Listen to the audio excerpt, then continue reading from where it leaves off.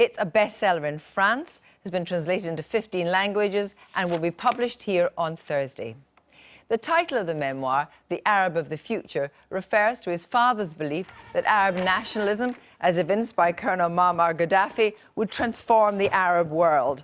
And so, in 1980, he takes his French wife, whom he met at the Sorbonne in Paris, and toddler Riad off, first to Libya, and then to his family home near Homs in Syria, where, comically, nothing ever appears to go right for his idealistic, bombastic man that is his father. Well, we witness all this through the sensory world of the young Riad, the sweat of his Syrian grandmother, the urine smell from Libyan men, and the sharp and spicy air of France. But the book doesn't shy away from his Syrian family's racism and anti-Semitism. Riad is here. Riad, first of all, why did you begin this odyssey? Because this is only the first part of what will eventually be your life in a graphic novel. In 2011, I had to help a part of my family who was still living in Homs to come in France, and I had a lot of difficulties to obtain authorization in France for them. So I wanted to tell by comics what was happening in the French administration. You know, but to tell this story, I had to tell it from the beginning. So I started this project. Now, and early on in the cartoon, you allude to your own ability as a drawer, because first of all, when other kids, I think it is in Libya, are drawing pictures, you're drawing pictures of President Pompidou. No, it's in The Arab of the Future, I tell the story of my family, and with my father who was Syrian, my mother French, and I tell the birth of the envy to become a drawer, a cartoonist, and sometimes people use the word, you know, you're gifted to do something, you're gifted to music, you're gifted to drawing. And I was very interested to show that I think it doesn't exist.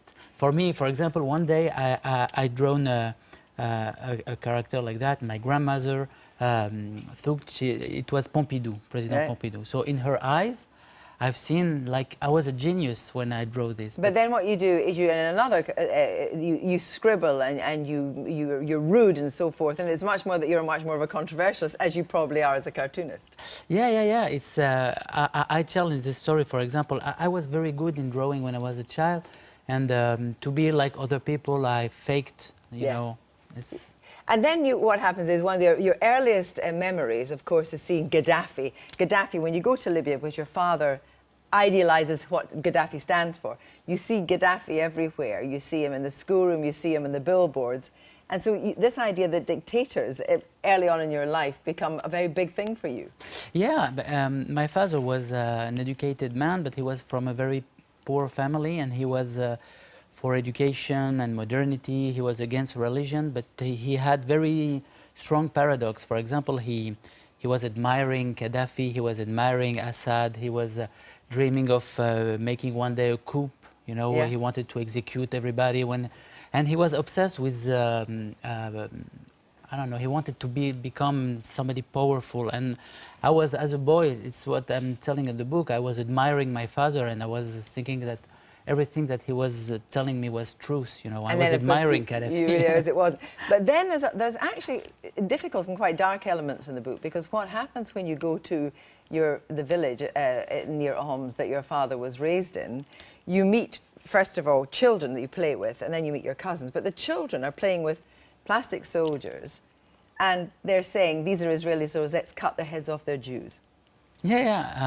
My father was from a Syrian family, and he became a doctor at La Sorbonne, and he had been offered to become a teacher at Oxford here, but he preferred to go back to the Arab world and to go back in Syria.